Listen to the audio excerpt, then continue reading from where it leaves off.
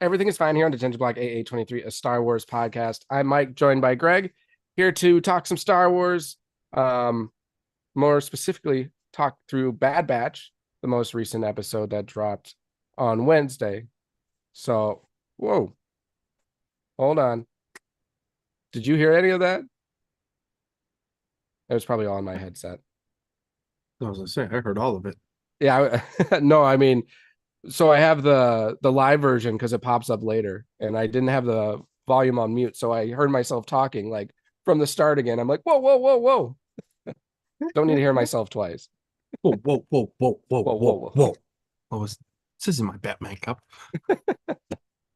But yes, so we're here to talk specifically Bad Batch, the most recent episode. And happy to have you here, Greg. I know we haven't really gotten to talk through Bad Batch with you yet, so it'd be nice to pick your brain a little bit on your thoughts of how the show has been going. Um, so I will throw the spoiler tag out there right here, right now. So we will be talking about episode 8, Bad Territory. If you haven't watched the episode yet, put us on pause, go watch it, and then come back and give us a little listen. So you've been warned. And also, I swear our chat works 50% of the time when we do our live stream. It is up for this one. So if you have any questions, comments, or you want to be a part of the conversation, come talk with us. We would love to have you join. Um, so yeah, first, before we dive into that episode, any initial thoughts on Bad Batch season 3 from you, Greg? Um, I'm enjoying it more than season two. Why is Uh, that? just I it it feels like it's moving at a better pace. Um, and yeah, so I know like we had discussed it episodes ago, preview, it's because I've been encased in carbonite for a while, but Hey, it's life, man. Life, 2 kids. I mean, you've got other yeah, priorities. So but understand. but no, I mean, we had always talked because Bad Batch coming off of um, the Clone Wars. Then, I mean, obviously, the Clone Wars right up there with Rebels at pinnacle animated, Star Wars content, and right up there with just any Star Wars content. So when Bad Batch first came out, it was kind of trudged along, and you watched it, but it was like, okay, let's what do these guys do? Is it Yeah. just mission to mission, or like what's the storyline here? And then Omega gets tossed in, and you're how does she feel? Okay, yes, another clone, kind of that Django or the Boba Fett type clone of Django, but not at the rapid aging that the other clones Right. went through. So it was okay. I understand where it kind of fits, but where does it go? And so it slowly, but this season has really, and maybe it just did it because I went blinders on, binged for Hmm. 12 hours. So, so that may have helped it too. It's just kind of like, oh, here we go. But it was really, it's been enjoyable to watch. Crosshair's return was shocking. Not to like, not sure, like his return to the show wasn't shocking. Like, yeah, him bringing him back from when he was, gone, because they were focused on the main guys. Yep. He was with the Empire, so but it was, he turned on the Empire for whatever reason, he turned, and now comes back, and that dynamic of how do they bring him back? How do they welcome him? How does Hunter? Can you trust him again? Um, I will say this, and this isn't for the current episode, but Tech when Tech made that decision, like I am still fingers crossed he found a way to survive that because that Somehow happened. tech has That survived. happened and it goes and I'm like, no, no. We're And all still heartbroken about that. I just but that's the thing I think also with this season why I like it better than the kind of the previous is you're able to pull a strong human emotion from an animated show. When you're able to do that, like really good writing. That's really good storytelling. I'd be able to pull that emotion. Uh, so like I say, I'm really hoping he comes back, kind of like an Echo type deal, maybe. Yeah, hopefully. But yeah, so overall, really enjoying season three. Glad I got through season two and going. I do like Omega's kind of character arc as well. Hmm. I feel like it's kind of on like a trajectory of Ahsoka I was just thinking from that in the back of my head. yeah, where you start off like just Can't stand him. annoying young character, and you're like, oh my God, like no, you I, just I think I have an idea what I don't think, and when it comes to these animated shows, and I don't know if this is Filoni or someone else, I don't think they do a good job of portraying kid characters. I think that's part of the issue. it's Because when they have yeah, kids, they're like almost too kiddie. It's like because obviously there it's an animated show, so they're trying to make it super kiddie for the and kids. yeah. I think you're right there. I think that it's kind of that fine line of either the kid is way over the top childish Yep. or they are just like a miniature, adult, and you're like, no kid walks around like no kid is that prim and proper and Right. you know, Yeah. and that organized. Like it just they have yet to figure out a way to marry the two. It's Yep. either you get a really childish, over the top, immature kid, or you get that completely unrealistic, you know, Yep. adult in a child's body type Right. kid. Yeah, I think you're onto Kind of like something there. I think of Boba Fett's child character in the animated series. Like that was Mhm. a very adult Yeah. little kid. Yep.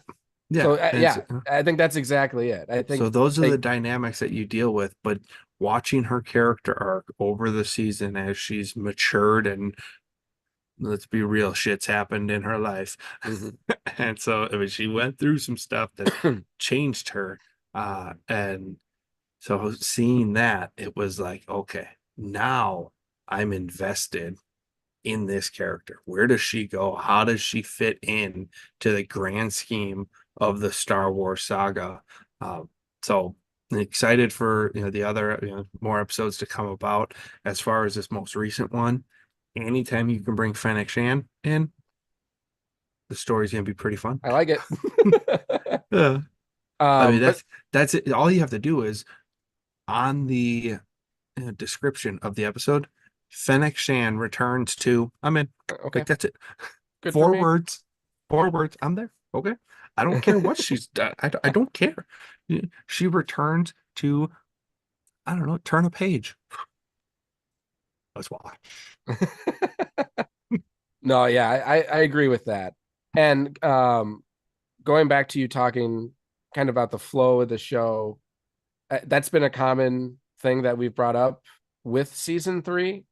I think more than the other seasons, and even kind of more than Clone Wars, holistically, because this show is kind of this season is kind of taking out the fluff. It's like we're focusing on the actual storyline. We're kind of taking away. I know people call them filler episodes. If you want to call them like side quest episodes, whatever you want to call them, they've kind of eliminated that. It's everything we're being shown now is really specific to where we're going um for this season and for like the outcome. Mhm. At least that's my interpretation and kind of what we've been talking on this show. One I Uh, liked was it Pabo? the The island? yeah, Pagu, Pabu, yeah, Pabu, Pabu. Yeah. Maybe it was just me, but when that episode, when I was watching that, it had the feeling of a filler. Like, oh, we're gonna go, she's, the liberator Yeah, is taking us to this. It's a filler. Like, what's this gonna be? But to your point, they did a really good job of then in the subsequent episodes referring back to it. So yep, now that wasn't a filler. That was a foundational Yep. episode that then sets you up for future episodes. It's So world building yeah, for the I sake mean, of the story. yeah, which I really enjoyed because as I'm watching it, and I enjoyed the episode. I thought it was kind of a good episode, while they were there, Hmm. but it was at the same time, all right, they're going to be here for a minute, and then something's going to, either that because they're there, this place is getting destroyed, and so this whole story is going to be shot because, oh, well, we had no idea we were being tracked by the Empire somehow, with this, lace in our boot that, nuts, you know, and that crazy storyline to just end the whole island.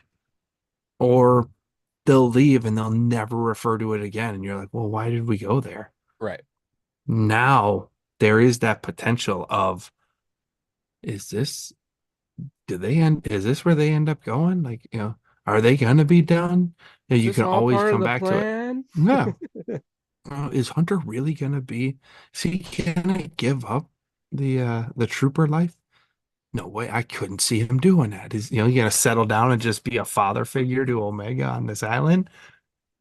Well, and But to that point, I think one or two things are going to happen with all of our crew. They're either going to die or they're going to end up on this island and, you know, hang up their boots. yeah, I mean, it's you got think it, so? right? And I mean, you would, yeah, you would think so. This isn't the last season, is it? yeah, it's the last It. season. Oh, So that's why I it think it's kind of did. like tunnel vision on getting to the end of the story. You know what? Great. That means that Hunter's gonna die, and then Omega's Oh, gonna end up on the island um, with Crosshair. It's just gonna be Omega and Crosshair on the island. well, I'm more concerned about Crosshair only because Filoni has a thing for getting you to be warmed up with a character right before he pulls the rug from underneath you. Because like Crosshair and Omega are really having some good moments right now, and it's like as soon as that happens, whoosh, I mean, look at Tech. Like they had a couple episodes there in season 2 where it's like Yeah, I'm learning a lot from Tech, and then whoosh. So I'm just I'm a it's gonna little be all. nervous of a little nervous for Crosshair, and it would be like a redemption thing for him. And it's also very fascinating his line to Hunter a couple episodes, I think it was 2 episodes ago, where he was like essentially yelling at Crosshair, like, I told you the coordinates are where you're supposed to go to. You didn't listen to me. I told you this would happen. It's your fault that she was taken. So it's like it's almost like that Snape Yeah, in Harry Potter. You know what I mean? Like the guy who's being played as like the villain the whole time, but secretly he really kind of is good guy. he cares more. I Yeah, mean, not that he cares more for Omega than Hunter, because obviously Hunter is like a father figure, but like he's he knows how to like handle the situations a little bit. Like he knows yeah. what's how to keep her safe. He's. So That's I don't know. I'm just nervous for Crosshair. I see, and that's where I either see Crosshair sacrificing himself to save Hunter, Hunter sacrificing himself to save Omega, and then out of respect for Hunter, Crosshair then goes to the island and raises Omega as Hunter wanted. Yeah, and it's quite Uh, possible we lose all of them because we sure didn't see them with Rex, Gregor, and Wolf in Rebels. So, that's true. That's but I true. mean, they're Yeah. mostly separate now too, because we only get But if they're Rex. on, but if they're on the island, you wouldn't have seen them. Right, right.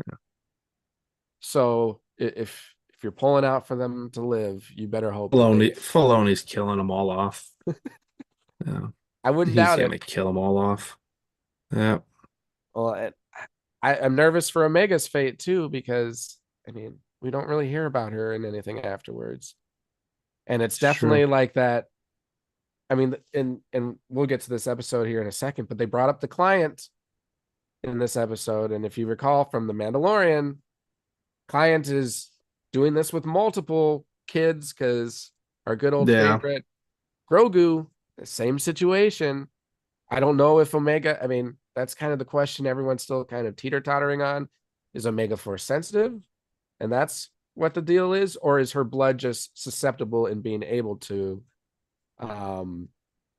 accept like midichlorians? Because that's what they're doing. That's the whole M count talk. That's midichlorians. They're trying to transfer midichlorians into other bodies to see if a successful like force wielding clone will happen.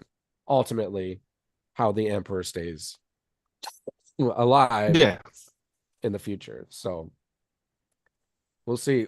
Excuse me. All right, Mhm. so let's just dive into episode 8, Bad Territory. So I'll just kind of run through if I can, if my cough doesn't kill me. The different parts of the episode. Greg, speak up if there's Don't you go dying on us. don't you go dying on me.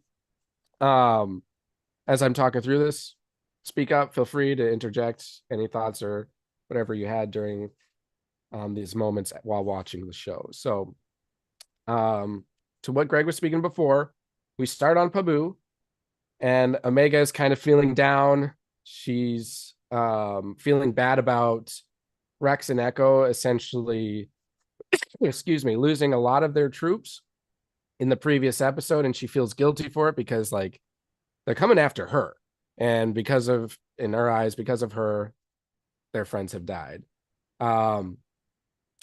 So the mission right now is to understand why Omega is being hunted.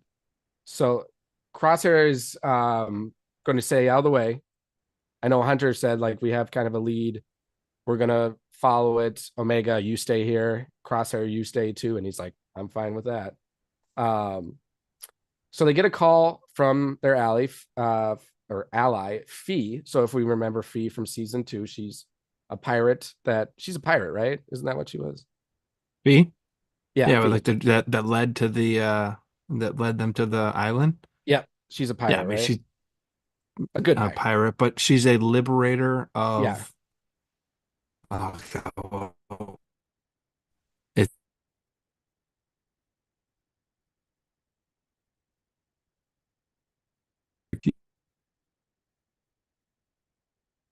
yeah, Uh, keep going on. She's a liberator of wonders I lost you for a sec. Can you repeat that? She's a liberator of what? of ancient wonders. Oh, liberator of ancient wonders. Okay. Sorry, Yep. that totally unsmooth transition there from my internet. Again, I'm blaming Xfinity. I still haven't figured out what's going on. So they get a call from Fee, and she's been looking into this whole M count situation. And apparently certain high-level bounty hunters have been looking for people with M counts. So, like, again, bringing up the question, is Omega Force sensitive? And is this why or does she have midichlorians in her body that would be the reason why they're hunting her? Omega brings up talking to Fennec Shand, since the Kaminoans hired Fennec to get Omega in season 1. So I think that's the second time we met, because we saw Fennec first in Mandalorian, and then Book of Boba, Mm-hmm. And then this show now too. So we also need to keep in the back of our minds that the Bad Batch don't know that Fennec was hired specifically by Nala Se to keep Omega safe from the Kaminoans. So Fennec Shand does kind of have interest in the well-being of Omega too. So even though they don't know that, I believe Omega knows that, and that we as viewers know that. So Hunter agrees that Fennec might be their only option at this point, and Hunter decides that he and Wrecker will go along to pursue this, and Omega is protesting again because she's like, we're a group now, we don't need to separate. However, Hunter kind of like, I'm going to give you this kind of responsibility. while we go to this, so maybe it'll distract you a little bit. So with Crosshair's kind of like tremor or hand, like he's having issues clearly with shooting and staying focused, that he's Mhm. like, your mission will be to keep an eye on him and look into the well-being. AZ might be able to help, whatnot, help Crosshair become Crosshair again. So then Hunter and Wrecker set out on their mission. They arrive at a space station that's definitely for scum and villainy. In the corner, you see Fennec Shand, and she's talking to a Rhodian, and they're negotiating something. And like the two of them, Hunter and Wrecker, just kind of barge in, and the guy's like all pissed off. He's like, what? And Hmm. then she's like, "No, you stay here. Uh, this can wait." And then Hunter and Wrecker essentially force themselves there. So they ask her about the Empire's MCOUT targets. She hasn't done a job herself, but knows a person that they could talk to for even a heftier price than what she's worth. Fennec has been having trouble with the particular bounty, and they need the Bad Batch crew to kind of help her out in this. So Hunter agrees that the two of them will aid her in this pursuit. Um, but she made it clear that you guys aren't getting the bounty on this. I'm getting this. Your payment is the information. So they're okay with that. They're not in this for the money right now. They're in this for Omega specifically. Yeah. So we jump back to Pabu, and Omega has succeeded in, well, I don't know if she's succeeded. But she's getting Crosshair to kind of start to look into healing himself, both physically, because I know AZ is kind of investigating certain things, and but then it kind of turns to an emotional side of it too, or a mental capacity. Like this might be deeper, and it might be a result of the things that you've gone through. And essentially, let's talk it out. Let's have conversations, and that's not Crosshair's personality. So obviously, he's a No, little resistant not at to all. that.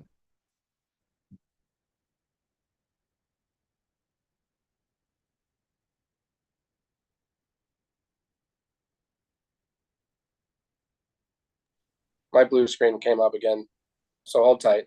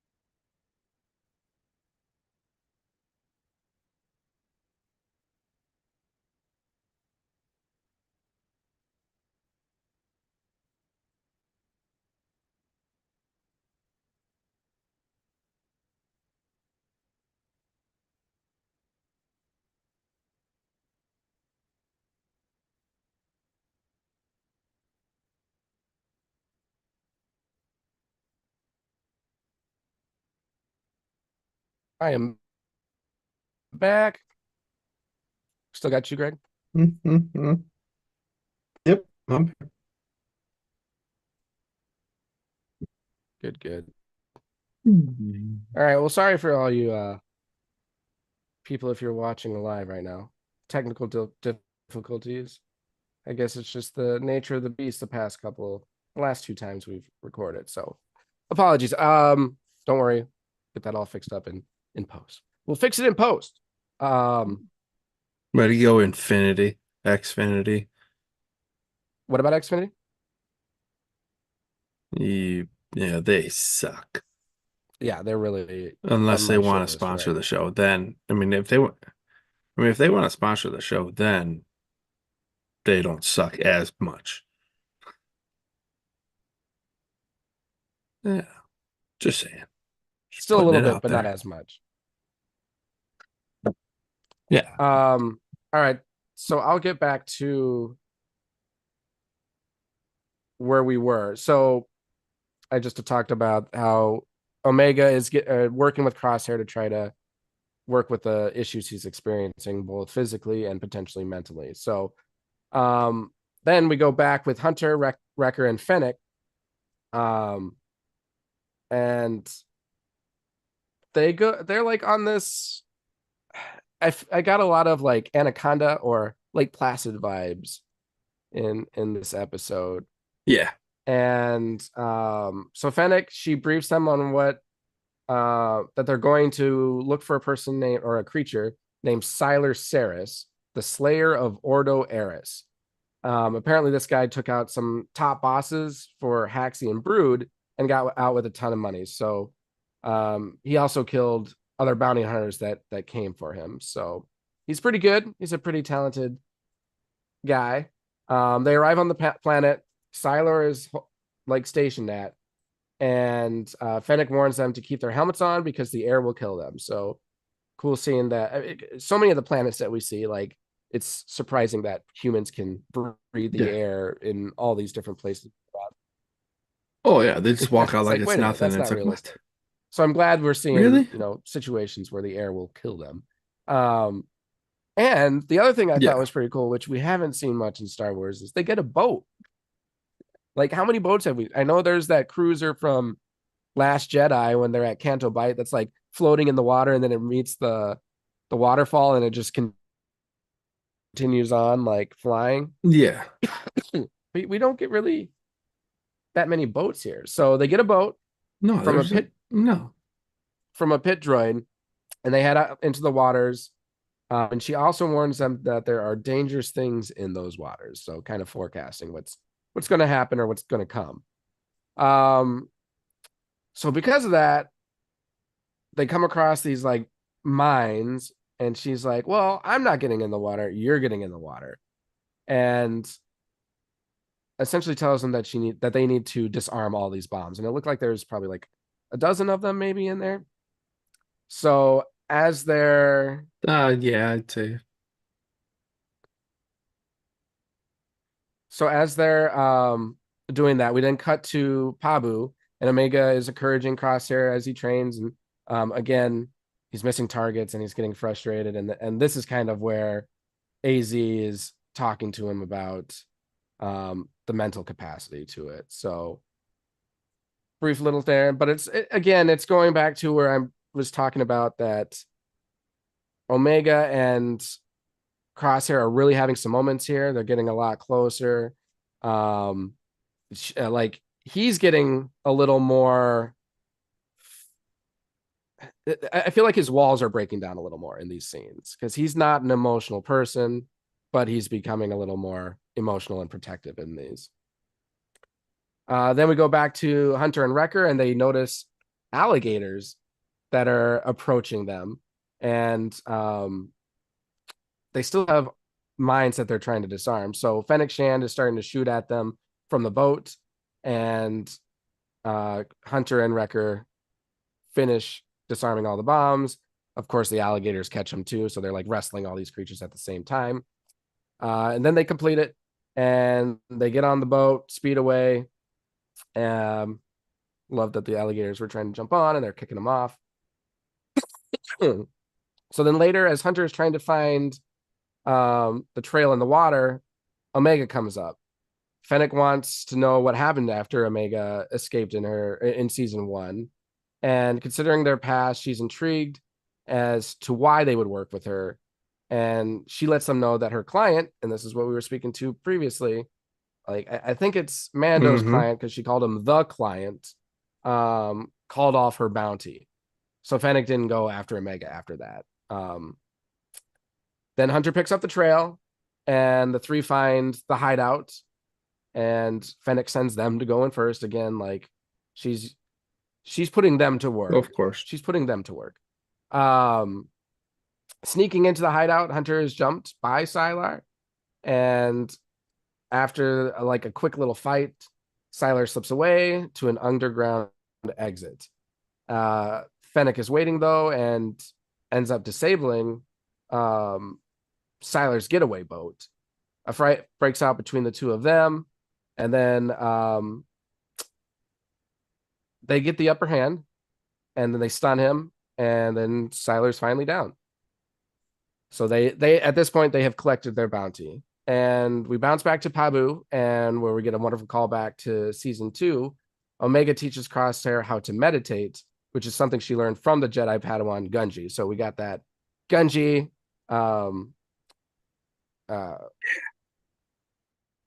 We need more A Gunji. Wookiee. We need. I love Wookiee Jedi, and we're getting now one in the Acolyte show, so that's pretty cool. Yeah. So hesitant at first, Crosshair follows her lead, and then they both begin to meditate. Back at the space station, Fennec reveals that she doesn't have the M count info on her, of course. So she'll have to find out more, which obviously upsets Hunter. Like he's like, this wasn't part of the deal. But they don't have much of a choice. So with that, Fennec kind of leaves, and they're trusting in her that she will get the information and contact them back. And then as the episode is ending, Fennec calls a mysterious person, spilling that she just worked with clones looking for M count info.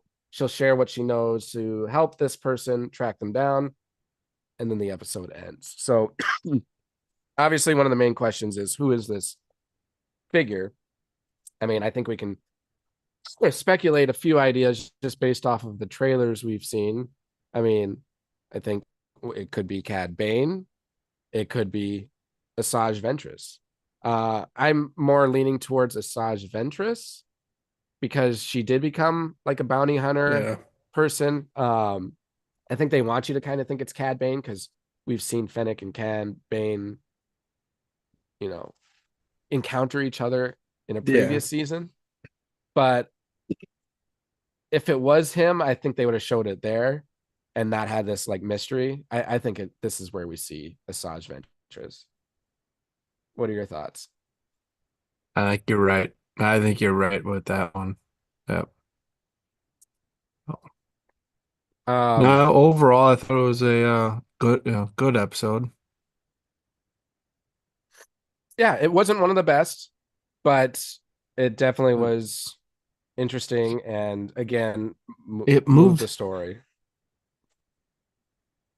But it moved the story and also added a new dynamic to the story, or I guess built on a dynamic that had been growing with, and you had mentioned it multiple times already previously, during this, episode, but Crosshair and Omega and their relationship and, how that is kind of progressing. And this provided more insight and more, building blocks for it. I mean, Crosshair is normally walls up, doesn't let anybody get inside, and very isolated.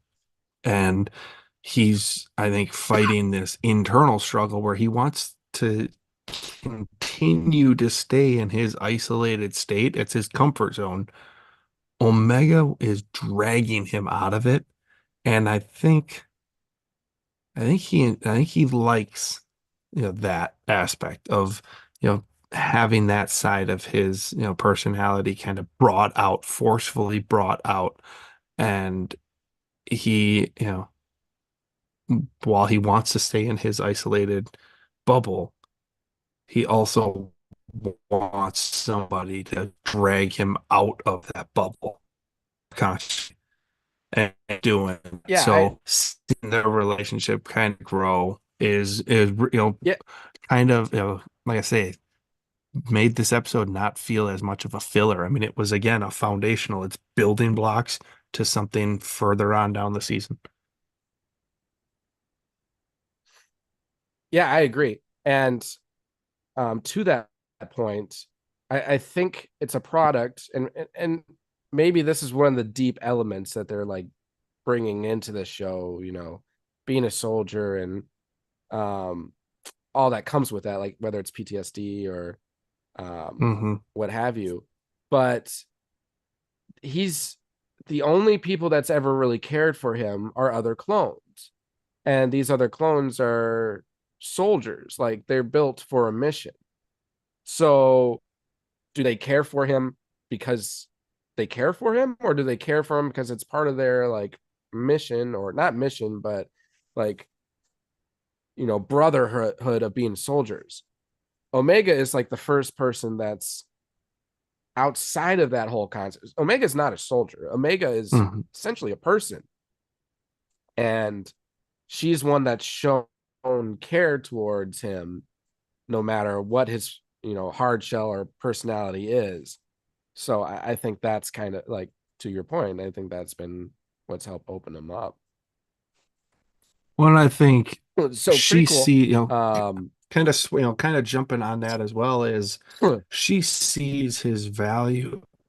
I think like where you were at with the other clones, you but also his value was intrinsically, tied to his ability to snipe anybody, anything, anywhere, basically any distance. I mean, his ability to shoot as a soldier was, a lot of premium was put on that, and that's where his value was. That's where, people kind of, put him on that pedestal, so to speak. Whereas she sees him as more than just a shooter.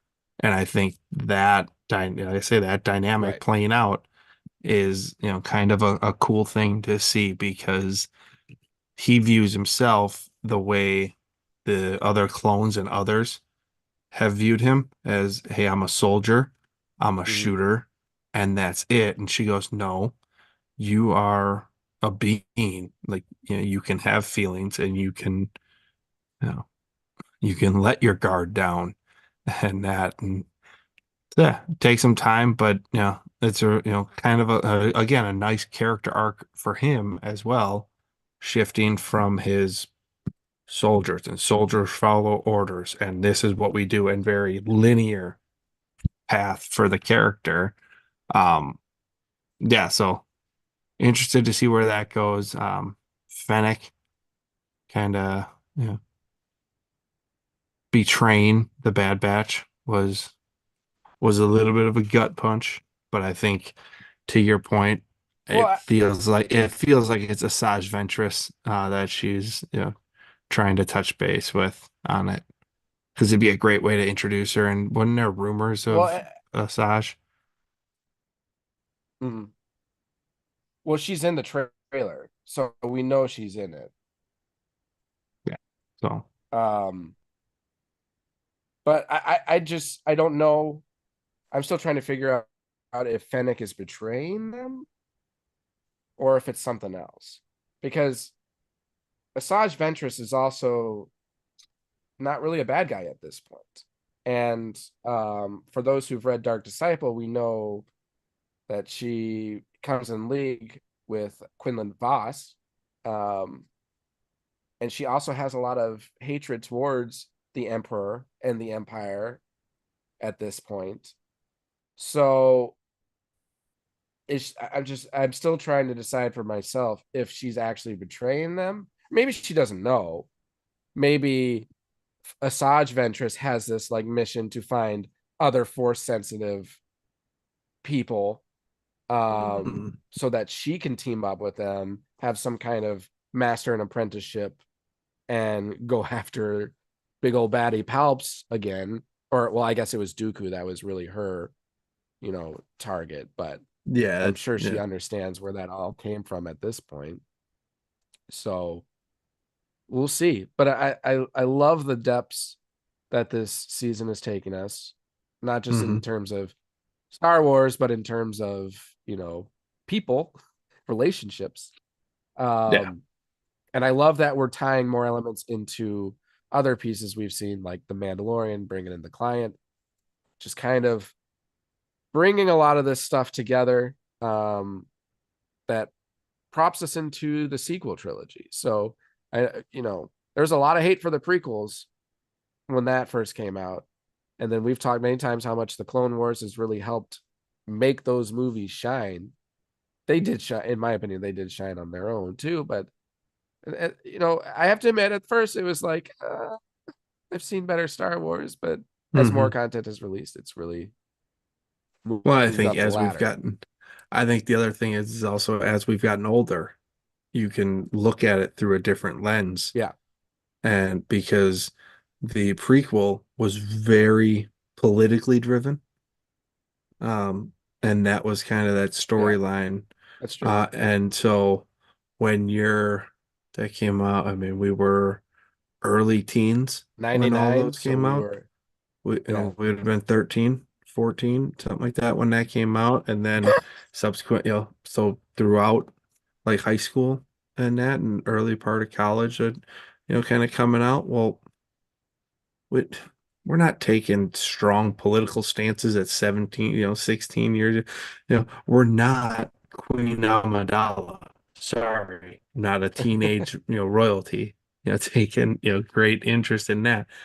Now you can, view it differently given our life Right. experiences and just, oh, you know what? That kind of, ties to this real life. And so it adds a different layer to the prequels that then make them more enjoyable. So, with that being said, the sequel trilogies, as we continue to get older and more of this type of content comes out to add more context to those stories, what they were trying to tell, then maybe those will get better in our eyes as we're watching them. I don't know for sure because you and I, we've talked about it multiple times. One of the big issues with the sequel trilogy is that the storyline is disjointed. Had they Yeah. just given it to one director or so and had that one story arc go, could have been a little bit better. But that's what really hurt it was you were going here and then all of a sudden, and then okay, and then we're gonna go Yeah. and you're trying to mash up three different deals and it just and in the end it didn't work out as well as they wanted it to, so you Yeah. got to kind of try to Yeah. retcon 'Cause a lot of that with this other context. I think it was a lot more fundamental issues for the sequel trilogy, to your Yep. point, like different directors. The prequels, I mean, I think it's always been said that it was good. Like, I would still say it's great storytelling. I think a lot of the issue was that you just weren't really understanding what's going on, Hmm.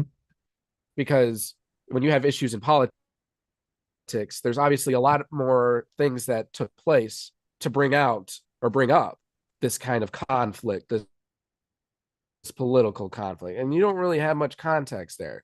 Clone Yep. Wars brought a lot of that. So it's Hmm. like you were able to put more puzzles together or puzzle pieces together to get that picture. And now that we have a picture in front of us, it's like, damn, that was actually really good stuff. Now, the dialogue is, there's worse things to be bad at, but Yeah. I can look past that. Yep. Um, so yeah, great. That's where we are for season 3 of Bad Batch. We're halfway through. I think there's going to be 16 episodes, and I know they'll Somewhere. do a double episode for the season finale again. So I think it's 7 more days, 7 more Wednesdays.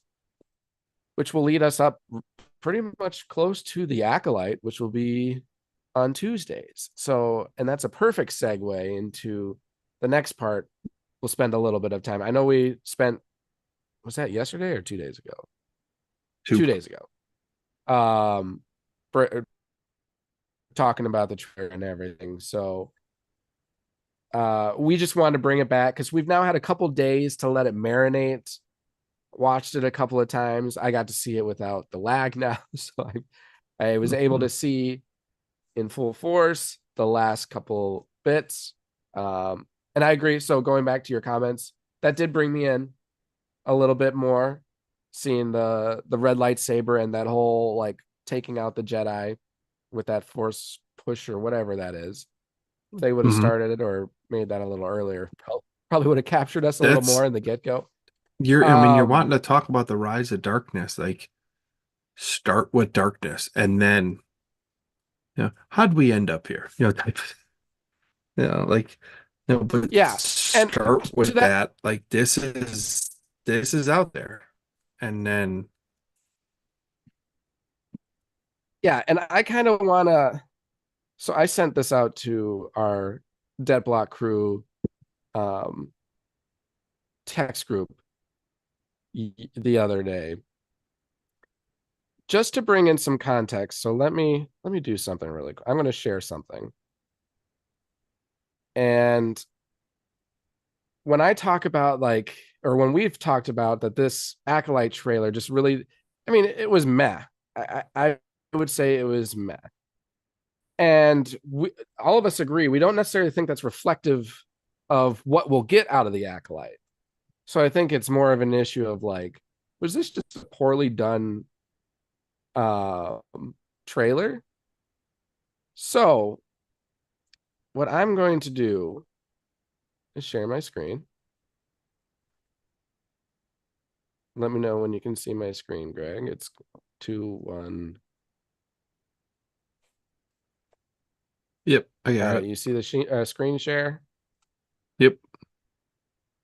All right, and I know one of the arguments is that maybe this trailer's not as good because we know what's going to happen. Well, we knew in the prequels what was going to happen. And let's just watch this trailer really quick. Do you have sound?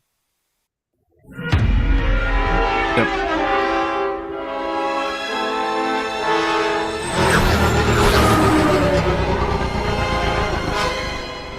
The dark side of the Force is a pathway to many abilities some consider to be unnatural.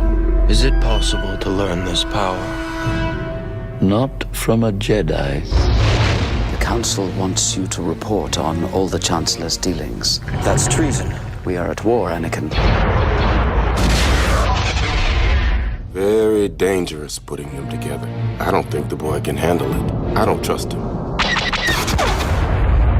I need your help, son. I'm appointing you to be my personal representative on the Jedi Council. You're on this council, but we do not grant you the rank of master.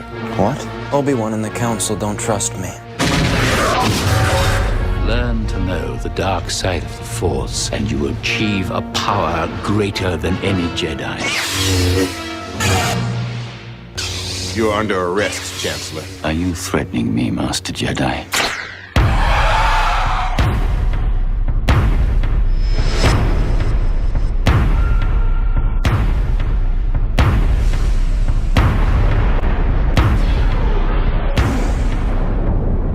Every single Jedi is now an enemy of the Republic. Do what must be done. Do not hesitate. Show no mercy. Who could have done this? Twisted by the dark side, young Skywalker has become. I feel so helpless.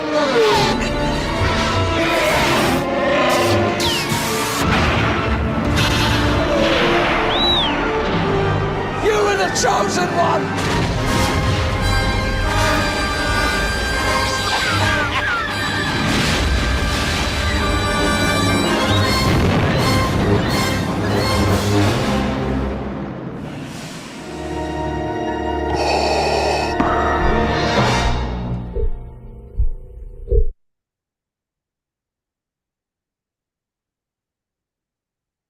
All right. So what can you say about that trailer?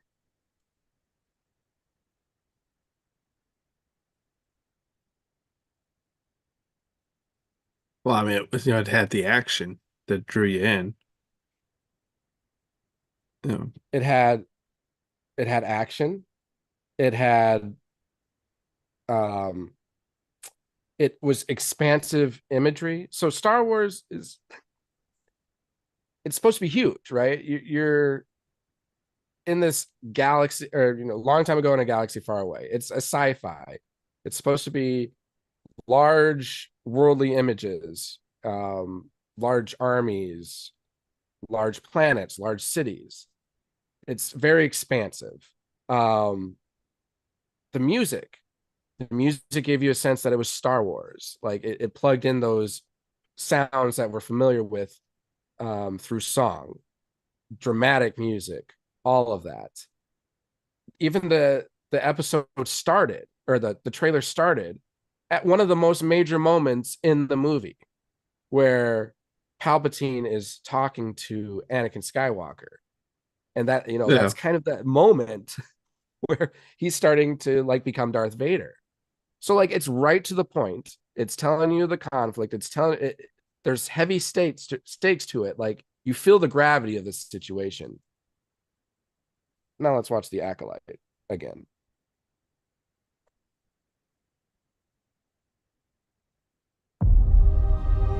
Close Pay your attention eyes. to like the scenes. Your eyes can deceive you. We must not trust them.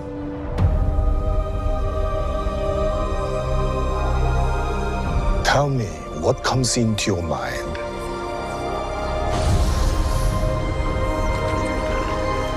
Life. Balance. I see fire.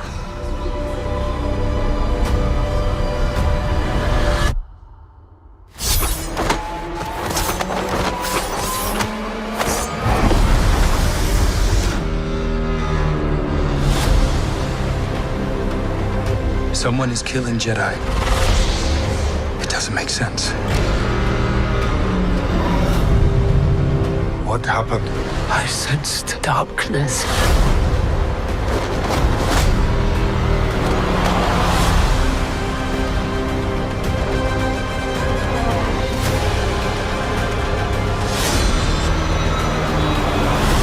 This isn't about good or bad. This is about power and who is allowed to use it. What is that?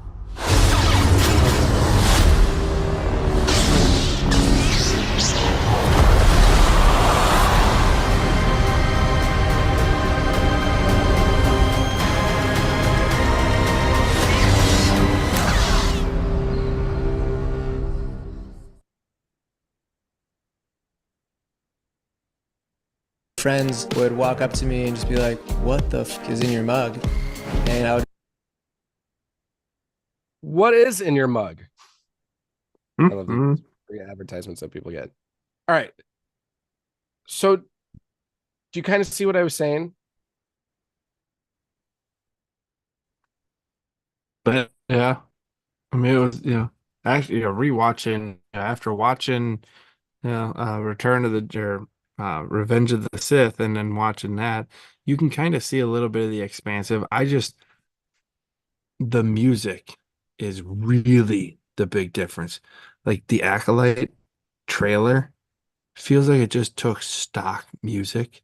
Like there was no like emotional grab, that kind of pulled you into the story. Like I don't know, did John Williams retire? Like what? What happened? We can't get no John Williams. I heard that he's not retiring because he's doing music for something. I can't remember what it is, but yeah, all I'm saying, like, but I I mean, that's one of the major things though, is on the all of you watch all the other Star Wars trailers. Now, the other thing that I will kind of question is that Revenge of the Sith trailer was that the first one that came out, because normally that first one is just kind of that teaser trailer, which I think this may have been.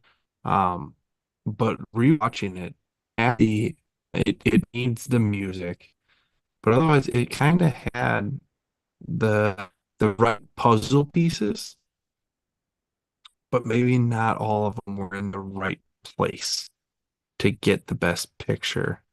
Like I say, I think kicking off the trailer with the red lightsaber, and that force push really let people know we're in an age of darkness here, or darkness is really rising in this age. I think grabs the attention, brings it in, hit me with some good John Williams score, and then go into the classroom. And I think part of that as well is you can have the teacher with the kid, the younglings, close your eyes.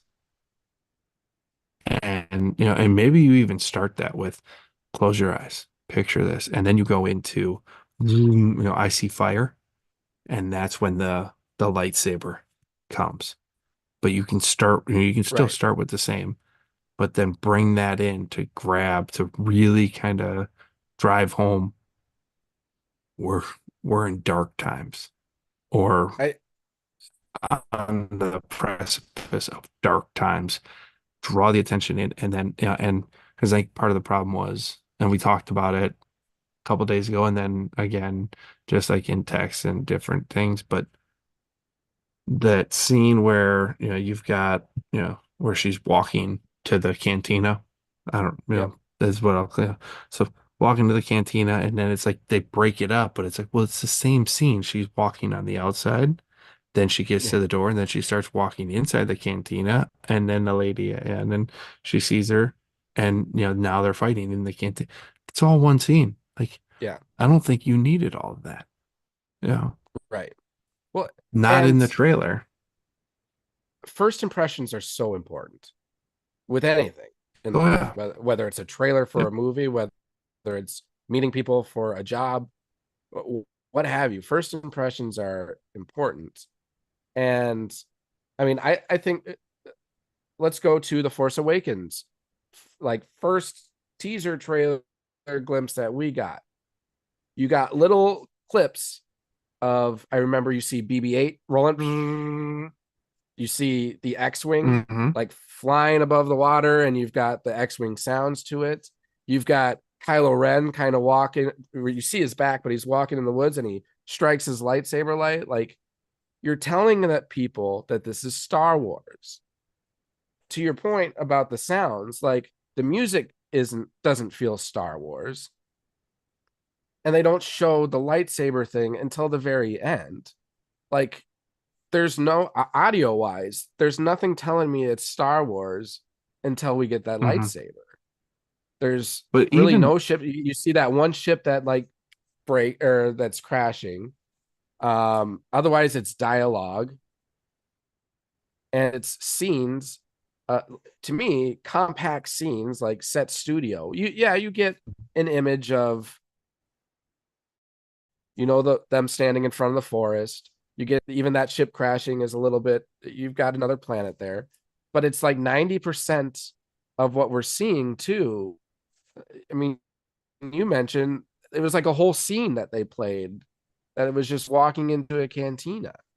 Like, everything seems so condensed. And I think I spoke to that last time, just the set studio situation is really taking away from that Star Wars feel, at least in the production of this trailer. Again, like, we're Star Wars fans. We're going to watch the movie no matter what. So they don't need to like captivate us, but I don't know. Just first impressions are important. And I know there's been a lot of conflict amongst, interest within Star Wars as of recently. So I was really hoping it would be a bigger bang. It's not to say I'm not excited for the show. I definitely am. And they're going back and watching the trailer again. There are a lot of new cool things I've noticed that I am pretty excited for. So, don't let what we're saying here or what I'm saying here impact your thoughts of the show. It hasn't impacted my thoughts of the show. But No. Like we said though, have you gone this back and watched? trailer, Oh, sorry, go ahead. I did, but like this trailer doesn't get me stoked to watch the show in June. What it really does is it kind of whets my palate to get me a second trailer. Okay. All right. So this trailer kind of proves, hey, they are releasing the Acolyte. All right. They're not pushing it back. But to me, that's what this says. Now, give me a second one that's gonna really kind of get into, you know, some of the deal, because this first one, it came across as just kind of a slow,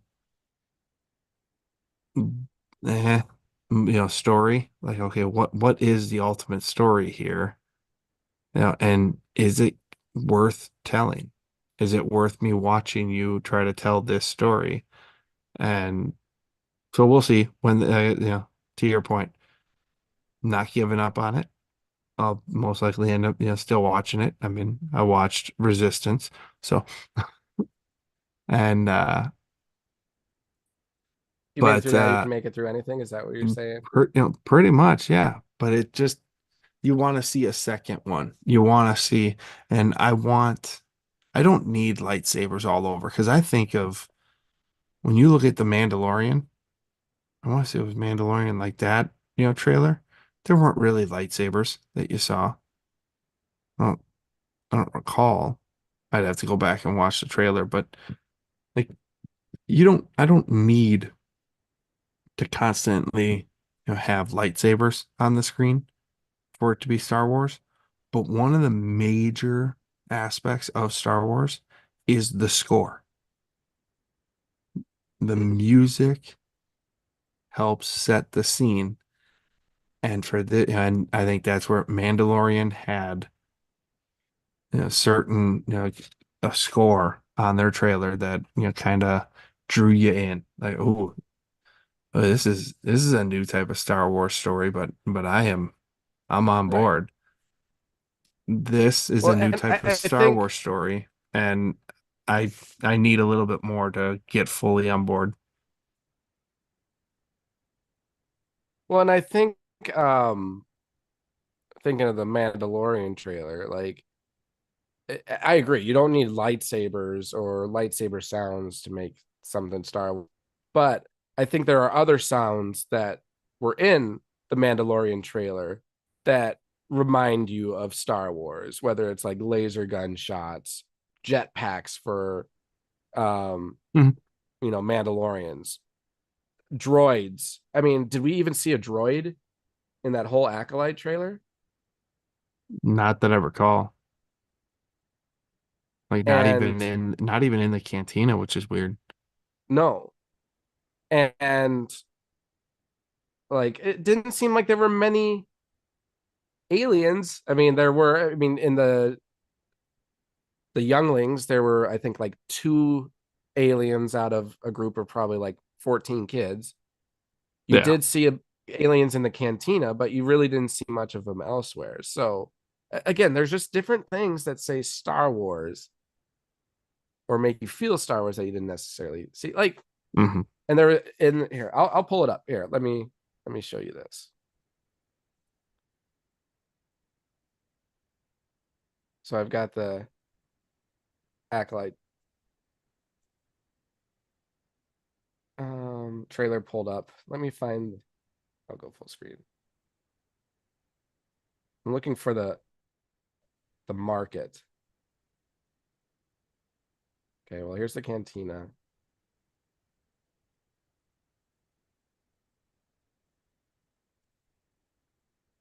Oh, where is that? You know what scene I'm talking about? Um, which, the cantina. No, the market. There's a scene where they're like in a market. Oh, that's just like the second scene. Yeah, that it keeps going. Yeah. Where is it? I'll find it. Be like right around So here. I think it's like right after this. Yeah. Yep, it's right here.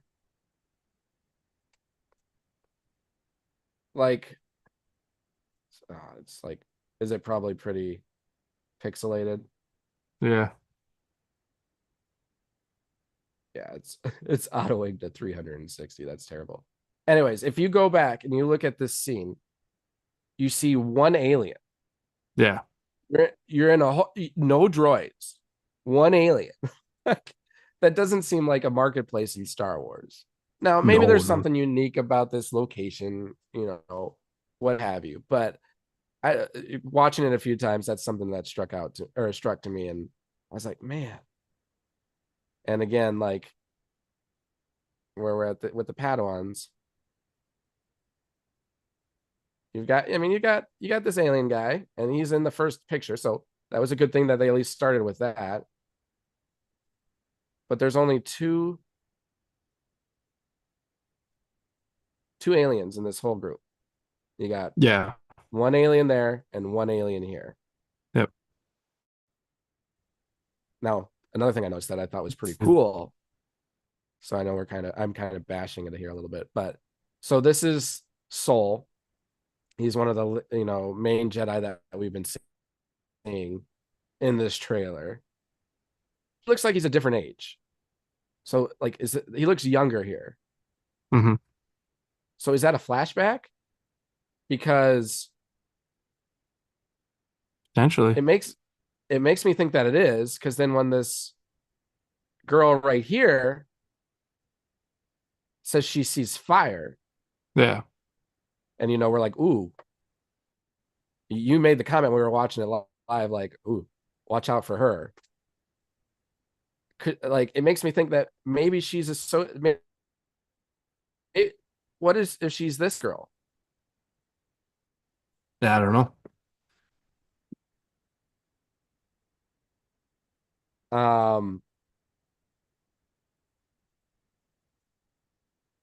That's an interesting way to look at the trailer, though. Leslie. So yeah, are we watching two different time periods throughout this episode? Because there's another scene, and I don't want to spend. Another cool thing here. This looks like the same species as Plo Koon. Yeah. Could it be Plo Koon? Because his species lives to be 400 years old. Yeah, I think it might be. I'm holding out hope. And we know Dave Filoni's favorite Jedi is Plo Koon, so it might be kind of a nod towards Dave Filoni. Yeah. To have Plo Koon in these.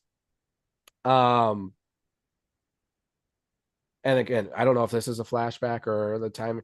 So I'm really trying to figure out where we are actually at in terms of the timeline. Yeah. See, like, here's Sol again, kind of looking at it, one age of him. And then there's that scene where he's with the girl from the Matrix and they're encountered by those cloaked figures. Do you remember where that is? No, that's gonna be bad. That's gonna be further. Yeah, because that's after we see the Wookiee. So I found out that's not Borrega. No, he's casted it under a different name. So Borrega was the Jedi from the books, the Wookiee Jedi. This scene, that looks like him, right? Yeah, a little bit. Yeah, I don't know. Maybe they are bouncing back between. Maybe it is bouncing between flashbacks and real time. So and reading up on him, it sounds like his character's kind of one of the head Jedi of this time, not but one of. So I'm just thinking in the back of my head, because the assassin, this chick, is coming after the Matrix lady. Maybe she was her former master, and then something happened. Again, this is all irresponsible speculation, but that's what I love about Star Wars, is speculating all this stuff. And we know the Kung Fu stuff was pretty cool, though. So maybe that's why everything was so small. Because Kung Fu's are usually filmed in smaller spaces, right? Because it helps with the like jumping I think and so. flying around and everything. So maybe that contributes to that. I don't know. So I thought those things were pretty cool. Yeah. Okay. I'm glad I landed on this one. And then of course I moved it. So one of the coolest things though. So this is Vernestra Rowe. We talked about this last time. She's one of the focal points, or she's not one of the main people, but she is a focal point. Like she's in almost all of the like young adult books, or at least a lot of them. She does find herself in phase 1. We hear Vernestra a lot. We know that she, as I spoke last time, she became a master at a young age, 15, 16 years old. Which is really early. And I like that you made that point of that connection to Anakin. And there's a reason why Yoda tells the council that Anakin is too young. So that tells me that they've had situations where people were too young that didn't work out well. Is this one of those situations? And let me just talk through some other things with Vernestra specifically. So, Vernestra does look older here. It would be, I know they're saying it's been 100 years prior to, well, originally it was 50 years before the prequels, and then it sounds like now they've changed it to 100 years. But looking up her, she was born in the year 248 BBY. Phantom Menace is 32 BBY. So 100 years prior to the Phantom Menace would be 132 BBY. So if you do the math, she would be about 116 years old here. Now, her species, which is the same species as Barriss Offee from Clone Wars, the standard lifespan is 68 years old. She is older than 68 years old. Yeah. Going back to the Revenge of the Sith and that conversation between Anakin and Palpatine, what was one of the things they talked about with Darth Plagueis? If you're wondering, I have the quote right here. So Palpatine tells Anakin, Darth Plagueis was a Dark Lord of the Sith, so powerful and so wise, he could use the Force to influence the midichlorians to create life. He had such knowledge of the dark side that he could even keep the ones he cared about from dying. The dark side of the Force is a pathway to many abilities some consider to be unnatural. He became so powerful, the only thing he was afraid of losing was his power, which eventually he did. Unfortunately, he taught his apprentice everything he knew. Then his apprentice killed him in his sleep. So if this Acolyte show is about like the reemergence of the dark, or is focused on the dark side, potentially the reemergence of the Sith or the discovery of the Sith, it's safe to believe that this concept of, creating life, concept of preventing people from dying would be passed on amongst these dark Force wielders. If, Plagueis was involved in one way or another, or his master, that, Vernestra, if she is someone bad, then she could have learned that ability, and now she's alive for a lot longer. Another thing, too, is Leslie Headland is really focused on this character, too. She had a lot of things to say. So she said, I'm going to be straight with you. They do not, or here, I'm just going to read this portion. A character, speaking of Vernestra, that started out as a prodigy, someone powerfully connected to the Force, almost in love with the Force, but also sassy enough to make a lightsaber into a whip, which is pretty cool. Her lightsaber can turn into a whip. That's so awesome. If we get to see that on screen, that will be pretty cool. Someone that experimentation, that energy, and then to see who she is in our show and see what happens over the course of becoming a more and more powerful Jedi and going from mission after mission to council meetings and protocol. And how do we keep this institution going? Blah, blah, blah, blah, blah. So she's massively respected and considered to be one of the most powerful Jedi at the particular time period. So she's using a lot of words here that indicate like Sith, power, love, knowledge. So I don't know. It just makes me wonder. And it's kind of like with the books. Oh, look at this wonderful character and comes to be like one of the best Jedi. And then the object is to like totally pull that away from you. Meaning, oh, we made you think one thing and then we're totally switching on it. So I don't know. I think that would be really cool. Again, that's not an expectation. You should never set expectations. But I'm starting to lean that way, that maybe she is one of the people behind the scene. Because the acolyte means, what was the definition? I looked this up the other day. Acolyte definition. A person assisting to celebrant in a religious service or procession.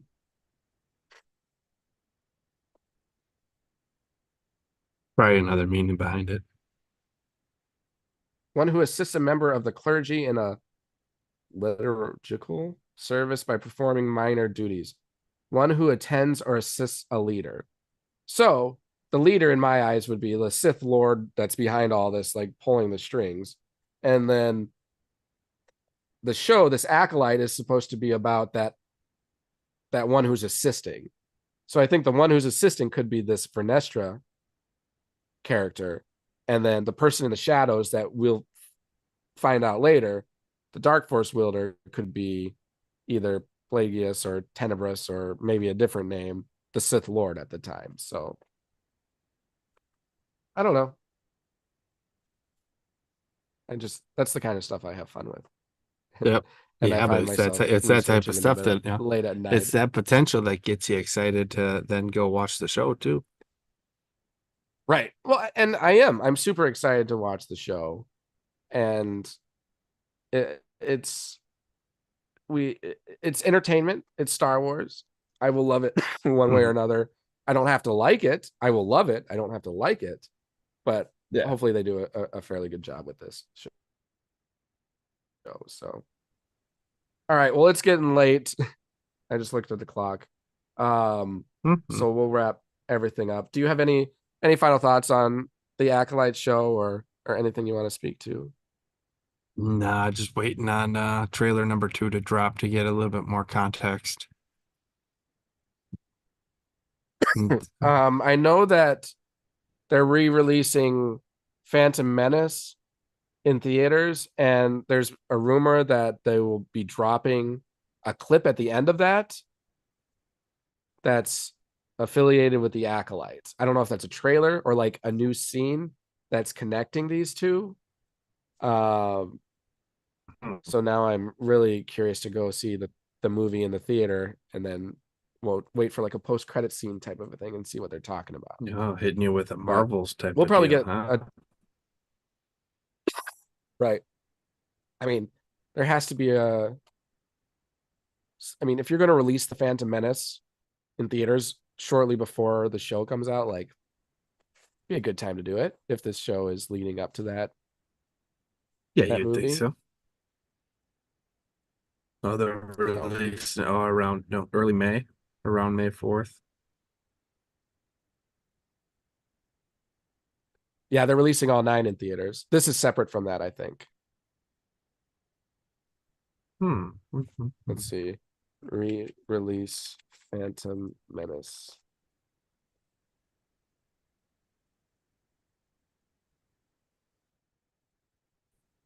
Because it's like a 25-year anniversary thing.